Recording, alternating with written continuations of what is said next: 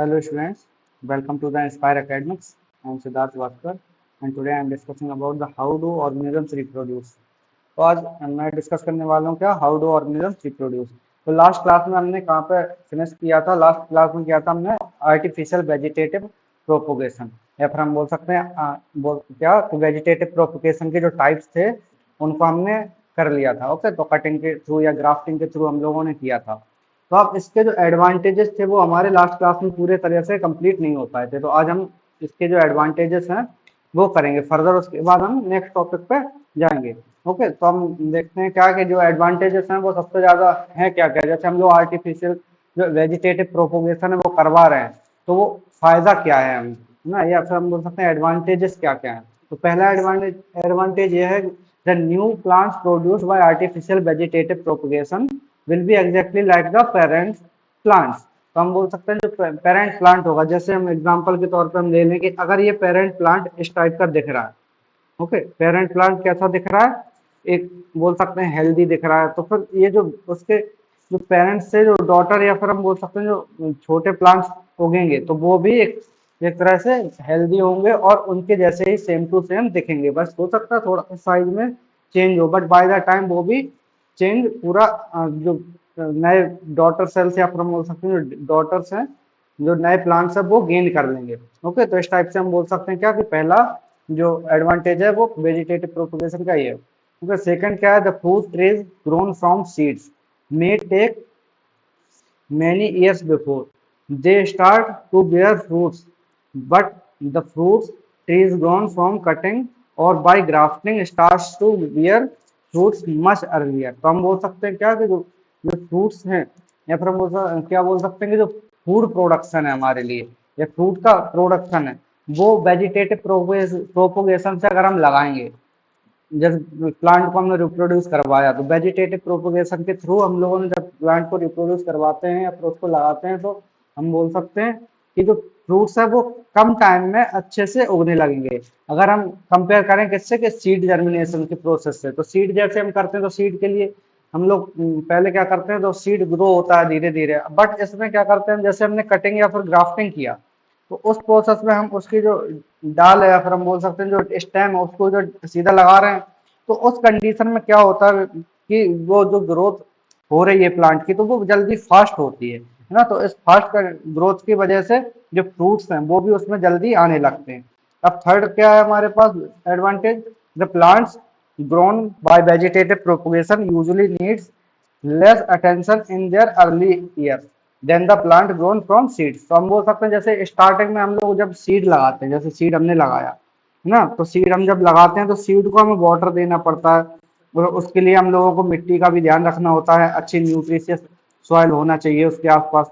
तो इस टाइप से हम बोल सकते हैं कि उसका ध्यान बहुत ज्यादा देना पड़ता है। बट हमारा एक ग्रोन प्लांट्स है तो उसमें हमने क्या किया, कटिंग या फिर दूसरा कोई प्रोसेस जो आर्टिफिशियल वेजिटेटिव प्रोपोगेशन है हमने कराया, तो उस प्रोसेस में क्या है कि हमें इतना अटेंशन पे नहीं करना होता है। हाँ, थोड़ा बहुत करना होता है बट बहुत ज्यादा नहीं करना होता है। तो इस टाइप से हम बोल सकते हैं कि जो वेजिटेटिव प्रोपोगेशन है वो ऐसे होगा।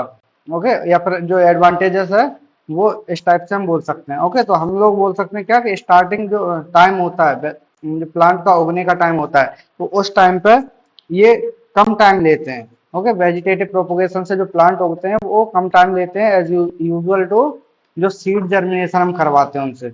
अब फोर्थ है हमारा, many plants can be grown from just one parent plant by artificial propagation. जैसे हमें पता है कि जो प्लांट्स होते हैं वो सेक्सुअल रिप्रोडक्शन भी करवाते हैं, तो उनके लिए जो प्लांट की रिक्वायरमेंट होती है वो दो टाइप के प्लांट्स की रिक्वायरमेंट होती है, जैसे फीमेल एंड मेल की। तो बट इसमें क्या होगा, जो आर्टिफिशियल प्रोपोगेशन करवा रहे हैं इसमें ना तो फीमेल और मेल से कोई हमें लेना देना है ही नहीं। हम लोग जो रिप्रोडक्शन करवा रहे हैं या फिर प्रोपोगेशन करवा रहे हैं वो सीधा एक ही पेरेंट के थ्रू करवा सकते हैं, किसी और दूसरे प्लांट की हमें रिक्वायरमेंट नहीं होती है। अब देखते हैं फिफ्थ एडवांटेज क्या है, we can also get seedless plant by artificial propagation. तो हम लोग बोल सकते हैं क्या सीड, इसमें तो सीड की रिक्वायरमेंट है नहीं, जब हम लोग सीड की रिक्वायरमेंट नहीं है तो हम बोल सकते हैं क्या सीधा सीधा जो प्लांट उग रहा होता है तो उसी के ऊपर हमने ग्राफ्टिंग करवा दिया। तो उस तरह से हम बोल सकते हैं जो सीडलेस प्लांट है वो हम इस प्रोसेस के थ्रू उगा सकते हैं, मतलब सीडलेस जो प्लांट्स हैं उस टाइप से हम उगा सकते हैं। ओके, तो आप इसके बाद हम देखते हैं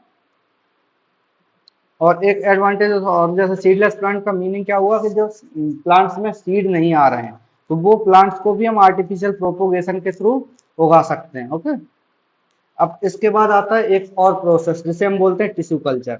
ओके, तो टिश्यू कल्चर क्या होता है बेसिकली, देखो the production of new plants from the small pieces of plants tissue और cells remove from the growing tips of a plant is a suitable growth medium called culture solution is called tissue culture. यानी कि हम बोल रहे हैं कि जो जैसे हमारे कोई ग्रोइंग ग्रोइंग प्लांट्स है तो ग्रोइंग प्लांट्स के ऊपर से टिप से हम लोगों ने उसके जो टिश्यूज हैं और सेल्स है उसको रिमूव किया, फिर उसके बाद हमने उसको एक सुटेबल मीडियम दिया। सुटेबल मीडियम हम बोल सकते हैं कैसे, जैसे सॉइल अच्छी तरह से आ रही है वहां पर या प्रमोशन में जो सॉइल है वो अच्छी रिच न्यूट्रिशियस है।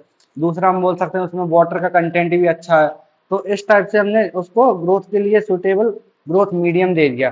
तो जब ये प्लांट लगेगा तो हम इसको क्या बोलेंगे, it is called tissue culture. Okay, तो इस प्रोसेस को हम बोल रहे हैं क्या, टिश्यू कल्चर। अब दूसरी चीज हम देखते हैं इसमें जो प्रोसेस है टिश्यू कल्चर की वो कैसे होगी। सबसे पहले हम क्या करेंगे, new plants are grown by removing tissues और separating cells from the growing tip of the plants. तो सबसे पहले हमें जो ग्रोइंग प्लांट्स हैं तो ग्रोइंग प्लांट्स को हमें क्या करना है, ग्रोइंग प्लांट्स की जो टिप है उसमें से जो टिश्यूज हैं उनको हमें रिमूव करना है सबसे पहले। तो ये पहला स्टेप हो गया। अब इसके बाद हमें क्या करना है, the cell are then placed in an artificial medium when they divide rapidly to form a from group of cells और हम बोल सकते हैं क्या इनको कैलस। यानी कि ये क्या करेंगे हम उसके बाद जो आर्टिफिशियल मीडियम है जहाँ पे ये रैपिडली डिवाइड हो रहे हैं तो उनके ग्रुप के सेल को हम लोग निकाल देंगे, या फिर हम बोल सकते हैं जो डिवाइडेड ग्रुप है उसको हम लोग प्लेस करना, मतलब कि पहले हमने निकाला फिर उसके बाद हमने प्लेस करेंगे दूसरी जगह पे। प्लेस कैसी जगह पे, जहाँ पर रिच न्यूट्रिशियस सॉइल हो। ओके, इसको हम बोल सकते हैं क्या कि कैलस भी बोल सकते हैं, जो ग्रुप ऑफ सेल्स हैं। ठीक है, ग्रुप ऑफ सेल्स को हम क्या बोल रहे हैं, कैलस। अब इसके बाद में हमारा थर्ड स्टेप, तो थर्ड स्टेप में हमें क्या करना है, the callus is transferred to another medium containing hormones for growth and differentiation. Means हम बोल सकते हैं जो कैलस है तो उसको हमने एक रिच न्यूट्रिशियस मीडियम तो दे दिया, बट हम इसको ट्रांसफर भी कर सकते हैं दूसरी जगह पे, है ना। और वहां पर हम क्या कर सकते हैं, जो containing hormones for growth and differentiation, इनके डिफरेंशिएशन के लिए, और हम बोल सकते हैं क्या जो हार्मोन्स हैं उनमें उनको अच्छे से रेगुलेट करवाने के लिए, या फिर बोल सकते हैं जो प्लांट है उसको अच्छे से रेगुलेट करवाने के लिए हम लोग क्या करते हैं, इसको जो कैलस को उसको ट्रांसफर कर देते हैं अच्छे मीडियम में। ओके, अब इसके बाद जो लास्ट हमारा स्टेप है उसमें क्या करना है, the plantlets are then placed in a soil so that they can grow into mature plant. यानी कि हमने लास्ट में क्या किया, जो सॉइल है उसमें हमने उसको लगा दिया, प्लेस कर दिया। जब सॉइल में प्लेस कर दिया तो उसके बाद हम बोल सकते हैं क्या होगा, धीरे धीरे वो मैच्योर प्लांट में कन्वर्ट हो जाएगा। इस टाइप से हम टिश्यू कल्चर को कर सकते हैं। अब इसके एडवांटेजेस क्या क्या है टिश्यू कल्चर करवाने का, ऐसा तो नहीं है कि भाई करवा रहे हैं तो क्यों करवा रहे हैं, इसका पता होना चाहिए ना हमें। तो एडवांटेजेस हैं कुछ। पहला एडवांटेज है कि many plants can be grown from one parent in disease free condition. यानी कि हम बोल सकते हैं जो वन पेरेंट सिंगल पेरेंट्स हैं उससे इसको हम करवा सकते हैं, है ना, इसको हम करवा सकते हैं। और दूसरा इसको हम डिसीज फ्री कंडीशन में भी लेके आ सकते हैं। जैसे फॉर एग्जांपल अगर मेरे पास कोई प्लांट है यहाँ पर, ओके, ये मैंने प्लांट बनाया छोटा सा और यहाँ पे ये इस पार्ट में कुछ प्रॉब्लम हो गई तो हम बोल सकते हैं इतने पार्ट में कुछ ग्रोइंग हो रही होगी तो यहाँ से हम टिश्यूज को निकाल लेंगे। यहाँ से जैसे टिश्यू को हमने निकाला या फिर जो सेल्स है उसको हमने निकाला तो हम बोल सकते हैं कैलस को हमने निकाल दिया। तो इसके थ्रू हम बोल सकते हैं कि जो डिसीज फ्री प्लांट है उसका हम फॉर्मेशन करवा सकते हैं। अब इसके बाद क्या, this technique is commonly use for ornamental plants. Okay, ये ऑर्नामेंटल प्लांट्स जो होते हैं उनके लिए ये टेक्निक सबसे ज्यादा यूजफुल होती है। अब इसके बाद हम देखते हैं tissue culture is very fast technique. यानी कि टिश्यू कल्चर होगा, क्यों होगा इसमें वेरी फास्ट, इसमें ग्रोथ जो होगी बहुत अच्छे से होगी, बहुत जल्दी होगी। ऐसा क्यों होता है, क्योंकि जो प्लांट है उसको अच्छे से बोल सकते हैं क्या कि न्यूट्रिशन मिल रहा होता है। तो जब न्यूट्रिशन अच्छे से मिल रहा होता है तो जो प्लांट है अच्छे से ग्रो भी करेगा, बहुत जल्दी जल्दी ग्रो करेगा। इसलिए क्या बोल सकते हैं, tissue culture very fast technique. अब इसके बाद देखते हैं very little is needed for developing new plants by tissue culture. यानी कि छोटा सा एक स्पेस चाहिए। जैसे हमने बोला एक गमला होता है तो गमले में भी हम लगा सकते हैं, जैसे जो टमाटर के हम पौधा लगाना चाहें या फिर कुछ और हम छोटा मोटा मिर्च का पौधा लगाना चाहे तो इस प्रोसेस से टिश्यू कल्चर की जो प्रोसेस होती है उसमें हम थोड़ा सा जैसे गमले में एक या फिर मल्टीपल भी लगा सकते हैं प्लांट्स, छोटे छोटे प्लांट्स जो होते हैं, तो उनको हम बोल सकते हैं क्या, टिश्यू कल्चर में जो छोटा सा स्पेस होगा उसकी वजह से भी हम मतलब कि ये टिश्यू कल्चर में हम छोटे से प्लेस में भी खेती कर सकते हैं, एक तरह से है ना, एग्रीकल्चर को हम कर सकते हैं। अब इसके बाद हमारे पास कुछ क्वेश्चंस हैं एनसीईआरटी के, जैसे हम बोलते हैं इन टेक्स्ट क्वेश्चंस। ओके, तो इन टेक्स्ट क्वेश्चंस है हमारे पास। पहला क्वेश्चन क्या है कि मैं लिखता हूं यहाँ पे हाउ विल, फिर उसके बाद आंसर बताता हूं। How will an organism, how will an organism B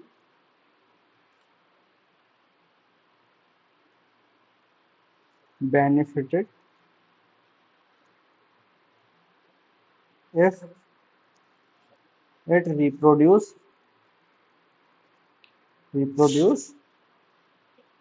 through spores।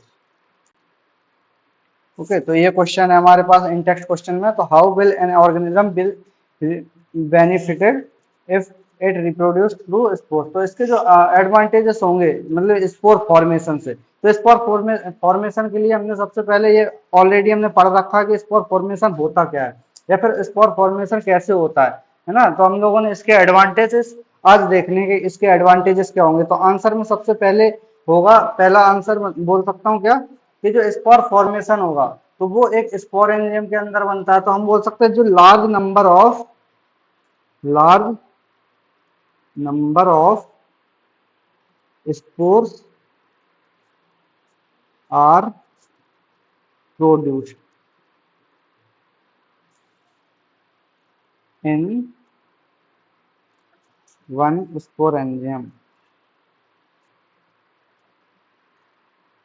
Okay, तो हम बोल सकते हैं पहला एडवांटेज क्या होगा इसका, लार्ज नंबर ऑफ स्पोर्स इससे प्रोड्यूस हो जाएंगे, एक बार में मल्टीपल जो स्पोर्स होंगे वो प्रोड्यूस हो जाएंगे, जिसकी वजह से क्या होगा, मल्टीपल प्लांट्स एक साथ में ग्रो कर पाएंगे। ओके, अब हम दूसरा देखते हैं क्या, जैसे अगर कंपेयर करें सीड से, तो जो सीड जर्मिनेशन हम करवाते हैं, तो सीड से जब जर्मिनेशन करवाते हैं तो एक सीड जो है वो एक ही प्लांट को ग्रो करवाता है। बट इसमें क्या होगा, जब स्पोर फॉर्मेशन होगा तो स्पोर फॉर्मेशन में होगा क्या, जैसे ये हमारा बन गया, अंदर स्पोर्स बन गए। अब स्पोर्स बनने के बाद ये एक तरह से बाद में ऐसे बनता है, स्पोर बन गए। तो स्पोर बनने के बाद जब ये बस्ट होगा, तो बस्ट होने के बाद जो स्पोर्स हैं वो बहुत ज्यादा जगह पे जा सकते हैं। तो हम वो दूसरा एडवांटेजेस हम क्या लिख सकते हैं कि spores are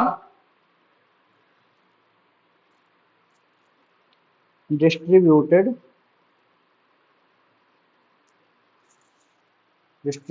easily by air to far off places to avoid competition।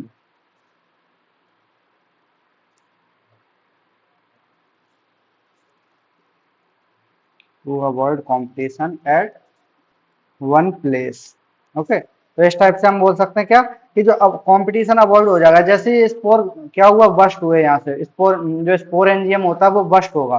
तो स्पोर एंजियम जैसे ही बस्ट होगा तो जो स्पोर्स हैं उसके बहुत दूर दूर तक फैल जाएंगे बाय द एयर। हम बोल सकते हैं मीडियम इसको मिल गया, तो मीडियम एयर है तो एयर के थ्रू ये बहुत ज्यादा दूर तक जा सकते हैं, जिससे कि इनको स्पेस का प्रॉब्लम नहीं होगा कि इतने स्पेस में इनको ग्रो करना है। तो हम बोल सकते हैं कि दूर दूर तक चले जाएंगे तो दूर भी ये ग्रो कर सकते हैं, तो इनके लिए स्पेस का कोई भी प्रॉब्लम नहीं होगा। इसकी वजह से ये क्या है, कंपटीशन की वजह से एक दूसरे को खत्म नहीं करेंगे। ओके, लास्ट क्या है हमारा, स्पोर। एक और एडवांटेज है, spores are covered by thick wall to prevent dehydration under unfavourable conditions. तो इस टाइप से हम बोल सकते हैं कि जो स्पोर्स होंगे वो एक थिक वॉल से कवर होते हैं। तो थिक वॉल से कवर होने की वजह से जब अनफेवरेबल कंडीशन होगी, जैसे हम बोल सकते हैं कि बहुत ज्यादा गर्मी पड़ रही है उस टाइम पर, या फिर कोई प्रॉब्लम हुई, जैसे हम बोल सकते हैं क्या कि बहुत ज्यादा बाढ़ आ गई उस टाइम पे भी, तो ये अनफेवरेबल कंडीशंस हैं। तो अनफेवरेबल कंडीशन में भी ये डिहाइड्रेशन से या फिर बहुत सारी जो नेचुरल प्रॉब्लम्स होती हैं, जो एक सीड के लिए इतना मतलब प्रॉब्लम होती है, बट स्पोर्ट्स के लिए उतने ज्यादा प्रॉब्लम नहीं होती है, क्योंकि इसके पास जो थिक बॉल होती है वो उसको प्रोटेक्ट करके रखता है। ओके, तो इस टाइप से हम बोल सकते हैं कि स्पोर के जो स्पोर फॉर्मेशन होगा ये इस टाइप से बेनिफिट दे सकता है। यानी कि हम हमारा क्वेश्चन का आंसर मिल गया, how will an organism be benefited if it produce through spores. यानी कि सबसे पहला क्या है आंसर में, तो लार्ज नंबर ऑफ स्पोर्स जब फॉर्मेशन होंगे इसमें स्पोरेंजियम में, सबसे पहला। सेकंड, इसके बाद दूसरा है हमारा, जब large number of spores formation होगा तो इसमें जब एयर के कांटेक्ट में आएंगे, जैसे स्पोरेंजियम फटेगा, तो उसके बाद जो एयर के थ्रू ये बहुत सारे स्पेस में ये जा सकते हैं, मतलब बहुत ज्यादा दूर तक जा सकते हैं। ओके, अब लास्ट हमारे पास क्या है कि अनफेवरेबल कंडीशन में भी ये सर्वाइव कर सकते हैं। अब इसके बाद एक क्वेश्चन और आता है, इन टेक्स्ट क्वेश्चन में ही है, how does binary fission differ from multiple fission. तो ये क्वेश्चन है, तो how does binary fission differ from multiple fission. तो सबसे पहले मैं ऑलरेडी बता चुका हूँ बाइनरी फिजन क्या होता है, मल्टीपल फिजन क्या होता है और ये कैसे वर्क करता है। तो ऑलरेडी मैंने बताया कि बाइनरी फिजन क्या किसमें होता है, अमीबा में होता है ना। तो अमीबा के अलावा और जो मल्टीपल फिजन होगा वो किसमें होगा, प्लाज्मोडियम में। तो हमें पता है कि जो बाइनरी फिजन होगा, तो बाइनरी फिजन में बेसिकली एक डिफरेंट होता है, जिसमें हम बोल सकते हैं एक अमीबा से, अमीबा या फिर मैं बोल सकता हूँ पेरेंट सेल से, अमीबा से क्या होता है, दो अमीबा प्रोड्यूस होंगे जिसे हम बोलते हैं डॉटर सेल्स। ओके, अमीबा और डॉटर सेल, इसे क्या बोलते हैं हम, बाइनरी फिजन। बट अगर हम देखें मल्टीपल फिजन क्या होगा, एमएफ लिख दे रहा हूं मैं, मल्टी फिजन क्या होगा, तो मल्टीपल फिजन में हम बोल सकते हैं कि जब एक पेरेंट होगा, ओके, वन पेरेंट से ये क्या होगा, multiple multiple daughter cells produce हो जाएं। ओके, तो हम इस टाइप से हम बोल सकते हैं एक पेरेंट से मल्टीपल डॉटर सेल्स जब प्रोड्यूस हो जाते हैं तो इसे हम क्या बोल रहे हैं, मल्टीपल फिजन। तो ये बेसिकली इनमें दोनों में डिफरेंस है। इसका एग्जांपल क्या है, मतलब कि जो बाइनरी फिजन है उसका एग्जांपल है अमीबा, और इसका जो एग्जांपल है वो है प्लाज्मोडियम। ओके, प्लाज्मोडियम एग्जांपल, मैं इंग्लिश लिख दे रहा हूँ, एग्जांपल, इसका एग्जांपल क्या है ऊपर वाले का, अमीबा। तो इस टाइप से हम बोल सकते हैं कि हमने इन टेक्स्ट क्वेश्चन भी अभी दो कर लिए।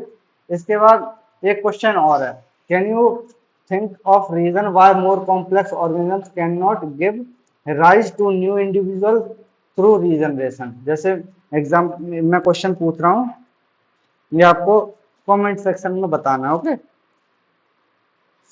कैन यू थिंक, इसका आंसर कमेंट सेक्शन में या फिर व्हाट्सअप कर देना आप लोग, of reasons why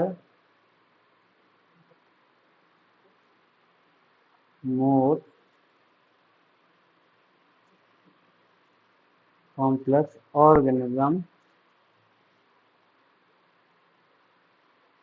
cannot give rise to new individuals through regeneration, through regeneration. तो हम ये एग्जाम, ये हम आपको करना है, कमेंट सेक्शन में आंसर लिखना है। ओके, इसका छोटा सा आंसर हम आप लिख सकते हो इसका। तो आज की क्लास यहीं पे रखते हैं। सॉरी, एक क्वेश्चन और दे देता हूँ मैं आपको, एक मल्टीपल चॉइस क्वेश्चन है, which of the following question, which of the following is a plant hormone. Okay, plant hormone कौन सा है? Insulin, B thyroxine. अभी आप लोग बोलोगे कि ये तो सर ने पढ़ा ही नहीं है, तो मैंने ये इस वाले चैप्टर में नहीं है मैं, बट ऑलरेडी मैं पढ़ा चुका हूँ इसको। ओके,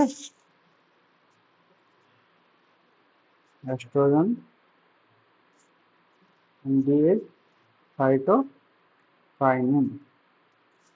ओके, इनमें से which of the following is a plant hormone? तो इसमें से आपको बताना कमेंट सेक्शन में। ओके, तो आज की क्लास यहीं तक रखते हैं। Thanks for watching, like this video and subscribe the channel.